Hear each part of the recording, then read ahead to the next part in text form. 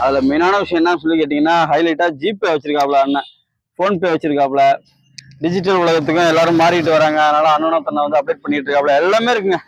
முறுக்கு, இந்த இது பேர் என்ன சொல்லுவாங்க, மேகி, பேஸ்ட்டு, டீத்தூள், நெய், மஞ்சத்தூள், பட்டை கிராம்பு, கொண்டக்கடலை, சீரகம், உளுத்தம்பருப்பு, ஆயிலு, பெனாயிலு, வெல்லம், என்னங்க முந்திரி எல்லாமே இருக்குங்க. கருவாடு முதல் இருக்குங்க. சூடம் கூட எல்லாமே இருக்குங்க.